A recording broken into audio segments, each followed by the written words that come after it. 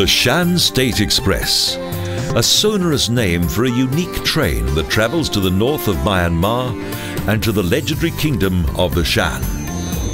It passes through some of the most splendid scenery in Southeast Asia.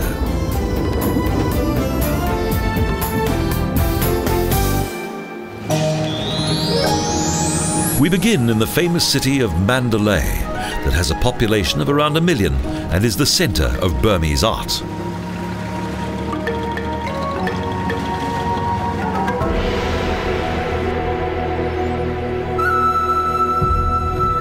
The city has a legendary past. Mandalay was founded around 150 years ago and is therefore a relatively young metropolis.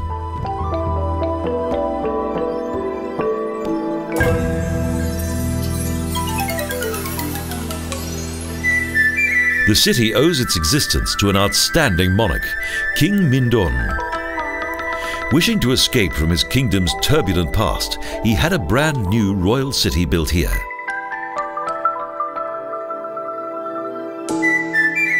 King Mindon created a spacious and unusual city.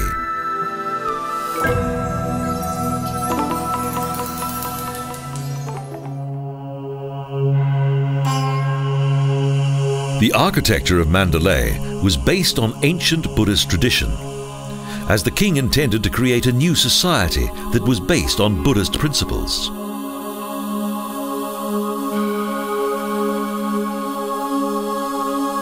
The Mahamuni Pagoda was built in 1784, prior to the reign of King Mindon. Today, the Mahamuni Pagoda is one of the most important pilgrimage destinations in Myanmar. The last capital of the Burmese monarchy was not only renowned for its temples and palaces, but also as a center of art.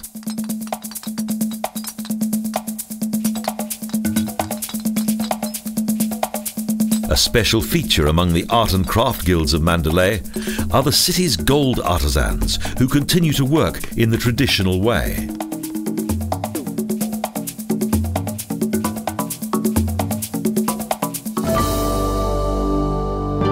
The finesse and expertise of the craftsman is evident in many historical sacred buildings, such as the Kutodor Pagoda, that dates back to the 19th century.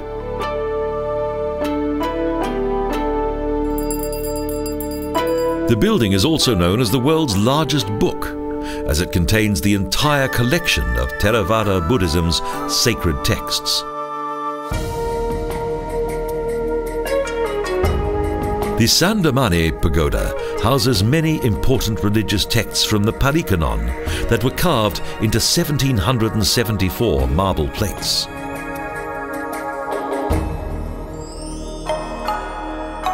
With the completion of the new metropolis of Mandalay, 1858 saw the enforced move of the population of the former capital Amarapura.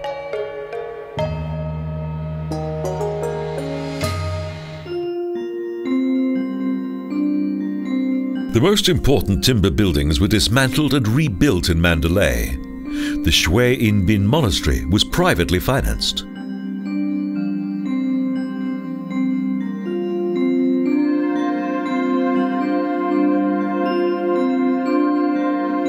An extremely wealthy Chinese gem merchant had the monastery built in 1895. Today, this sanctuary is one of the most striking examples of traditional Burmese monastery architecture.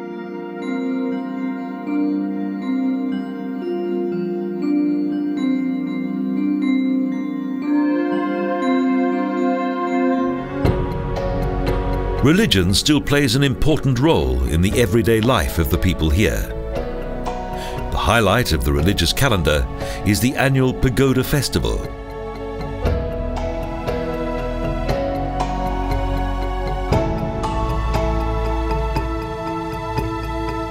During the Pagoda Festival, the Kwauktorgi Paya Sanctuary is of great importance.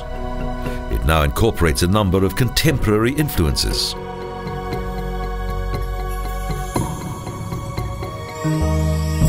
Mandalay Hill, one of the most important landmarks in Mandalay, provides a magnificent view of the surrounding area.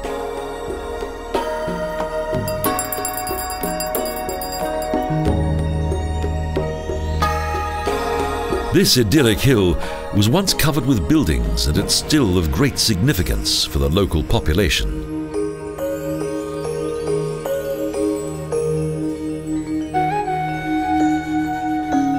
According to legend, Mandalay Hill is sacred, as Buddha once lived there for part of his life.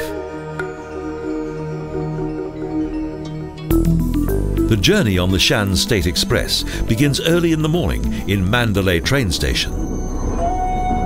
Immediately after leaving the city, we encounter wonderful scenery that is strongly influenced by a remarkable backdrop of mountains and unspoiled nature. The train travels in a zigzag up the mountains. This enables it to negotiate severe slopes that would otherwise be impossible for it to climb vertically.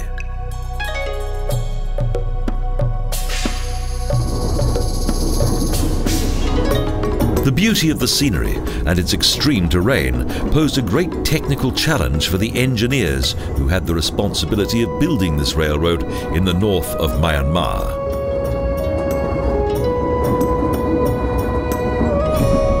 The train journey from Mandalay to Lashio is a delight for one and all.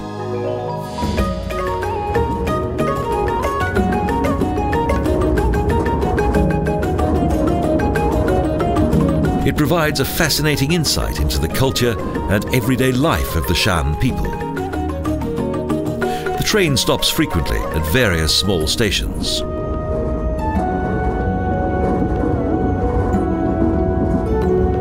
In Myanmar, they're proud of this century-old railway line, once owned by the Irrawaddy State Railway Company.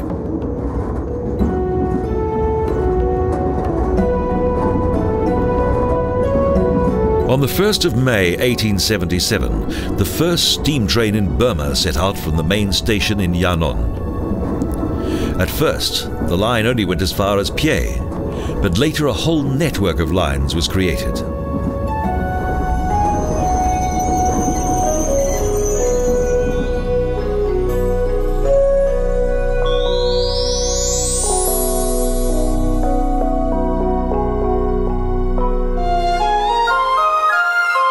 The city of Pien Uluin, that is also known as Maimo, was once a British military base.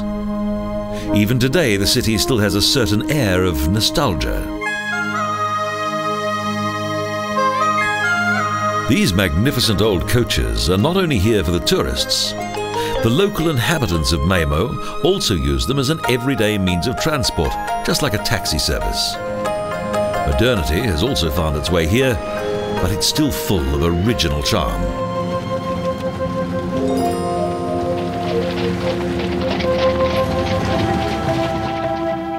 After this short visit to Myanmar's past colonial times that were once influenced by various British hill stations, the journey continues.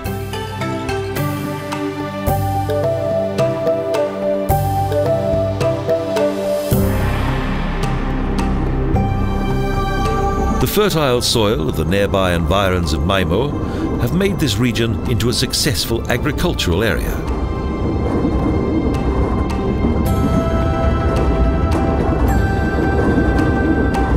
Cabbage and strawberry fields cover vast parts of the fertile plains. The train frequently stops in order to let new passengers board.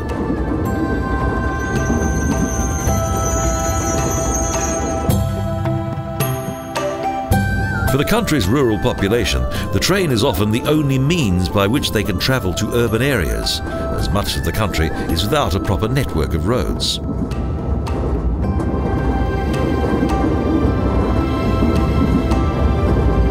The slow pace of the train accentuates the captivating landscape. Those waiting at the stations are there for a variety of reasons. Several of them have no intention of boarding the train, but are there to sell their wares to passengers.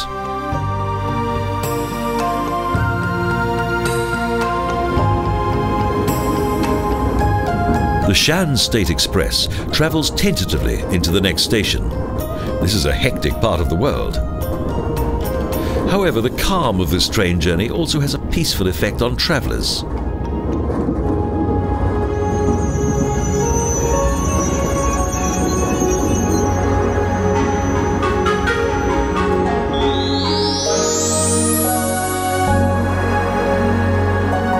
On the face of it, Nong Cho is a picture postcard village, a rural idyll. But this is far from the truth.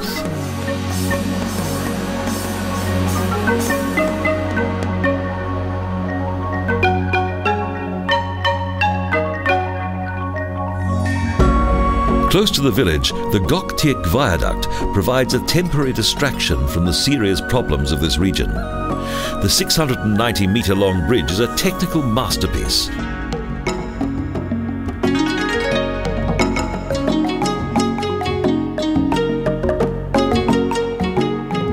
For many years, the area around Nong Jo has been the centre of the illegal drug trade. The growing of opium has become a highly profitable business for the farmers of this region.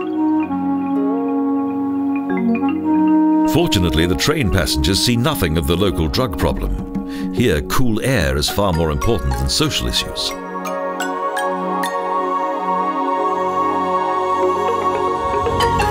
The humidity can be a problem for some tourists. The train gradually starts off again, and with it, a cool flow of air.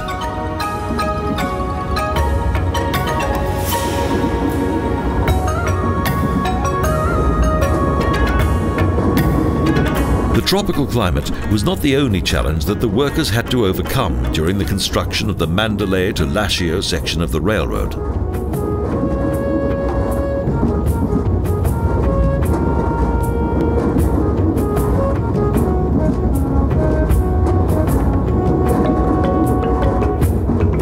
The hills and dense vegetation of the jungle severely hampered their work. Most of the small settlements developed following the construction of the railroad.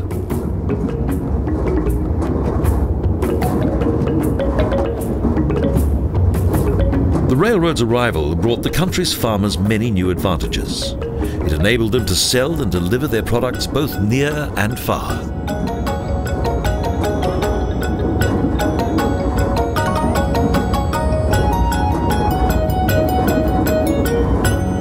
With the arrival of the railroad, an increasing number of small farming villages developed, most of which were populated by the Shan.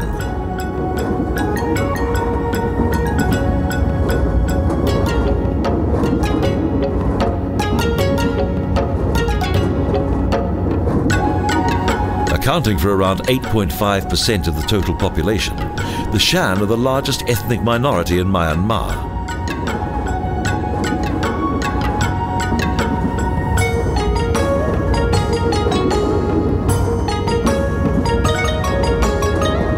Along with that of the Mon people, their culture has been a major contribution to the historical development of Southeast Asia.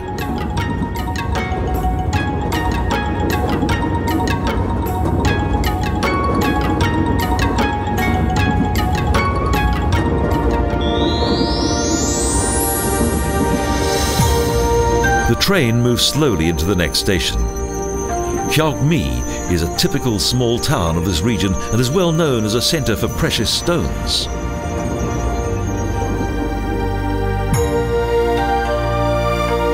Here, passengers are offered various refreshments as the journey normally takes more than 12 hours.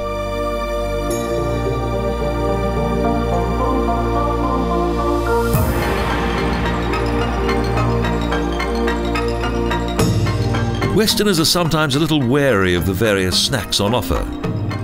When a tempting skewer of food suddenly turns out to be grilled locust, the appetite can sometimes disappear within seconds.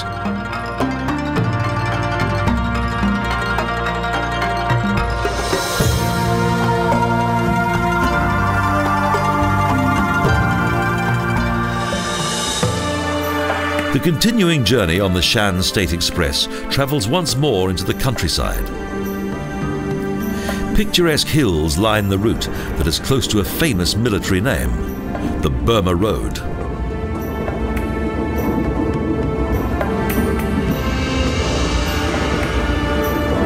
This strategically important mountain road between southwest China and northern Burma was extended during the Japanese-Chinese War.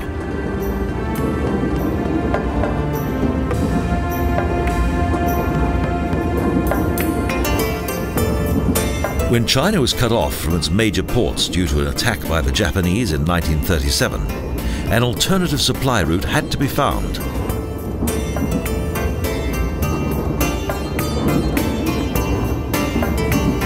Within a relatively short period of time, around 120,000 workers built a 1,200-kilometre winding road from Kunming in the province of Yunnan to the Burmese town of Lashio and on further south.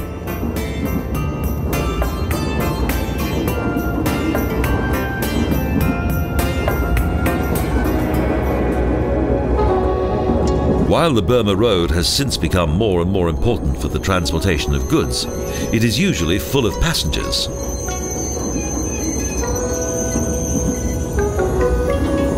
This railroad is popular with both locals and tourists alike. Our next stop, the Mandalay Train Station, is situated outside the actual town.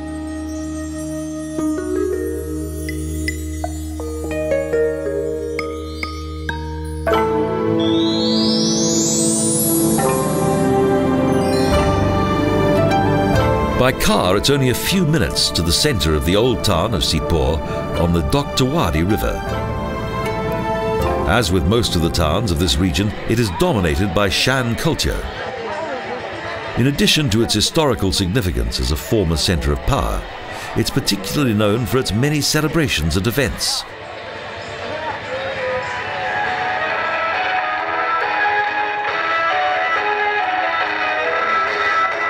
The inhabitants of Sipor are fond of their festivals.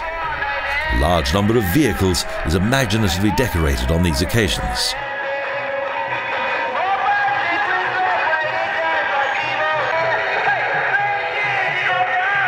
The streets reverberate with the sound of loud music, and the local children are mesmerized by the sights and sounds of the procession.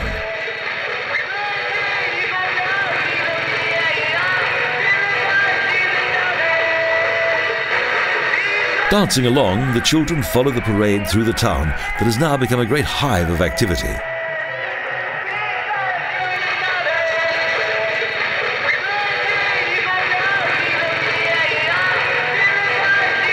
The colours and designs of the costumes seem to be without limit, and numerous mythological animals play an important role in the life of Sipor.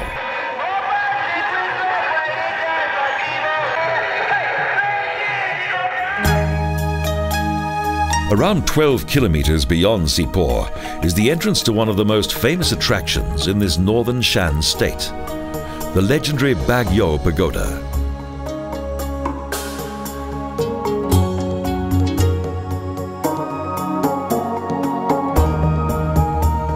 Surrounded by a magnificent wall, it is thought that this sanctuary is more than 700 years old.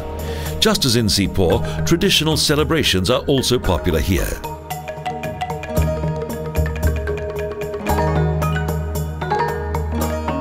An important festival takes place each year around Tabung, the time of the full moon in February and March, and it's the highlight of the town's cultural calendar.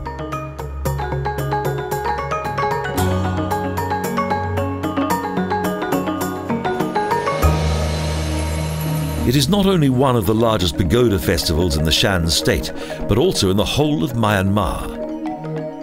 The richly decorated buildings are a fascinating sight.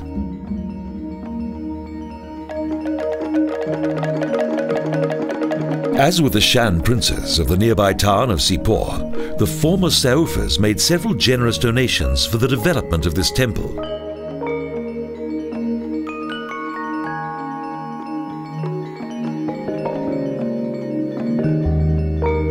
Just as in the reign of the Saufas, many pilgrims still became addicted to gambling, as in the past, betting and gambling were only permitted during temple festivals.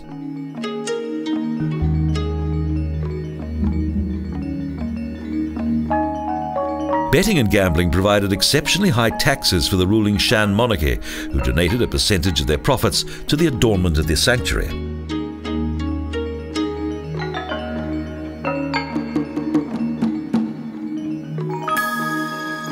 Even today, the beautiful decoration of the various temples and shrines has lost nothing of its atmospheric splendor of bygone times.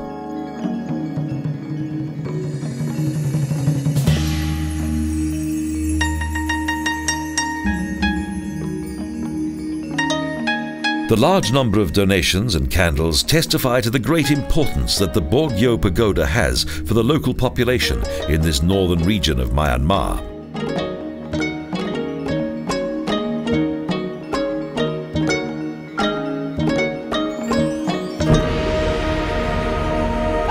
The interior of the sanctuary contains the temple's pride and glory, 4 highly worshipped Buddha figures. For several centuries, Buddhism has been an integral part of the cultural life of the Shan people.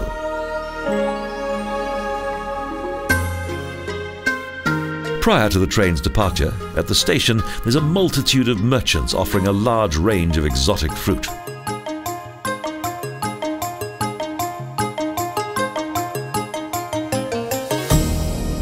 After all the luggage has been secured once again inside the train, the Shan State Express sets off and travels to the final destination of our journey.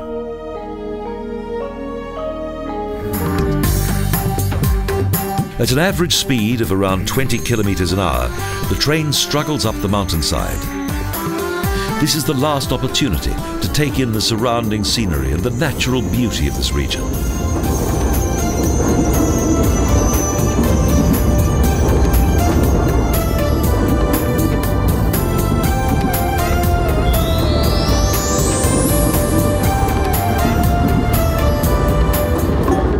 Lashio is both enchanting and modern. The laid-back atmosphere of Sipor is not to be found in this town that is 900 meters above sea level.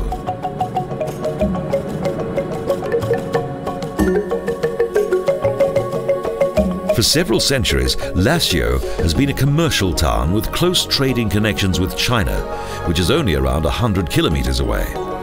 The local market is well worth a visit.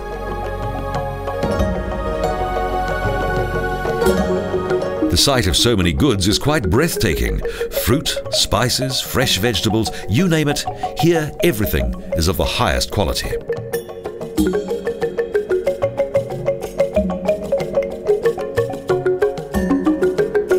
It's a good idea to reserve as much time as possible for a visit to Lashio market, as it really is a veritable paradise of fruit and vegetables.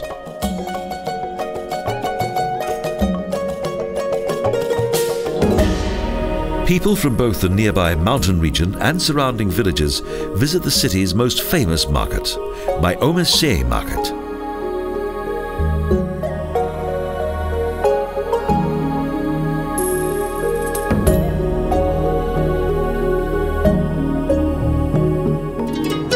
In this city, populated mainly by Chinese, this market is the main attraction.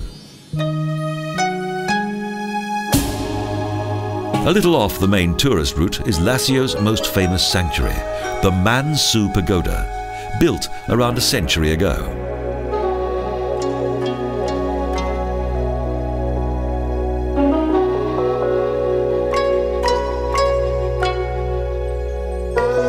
The Kuan Yin San Jos House Monastery and its adjacent temple highlight the influence of the Chinese population in the religious life of this city.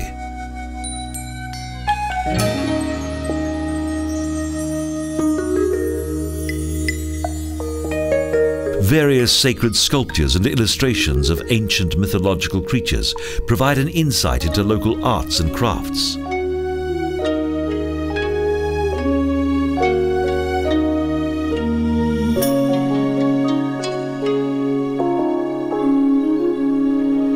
Even though most of the buildings here are quite recent, having been built in the past 50 years or so, they are still most impressive.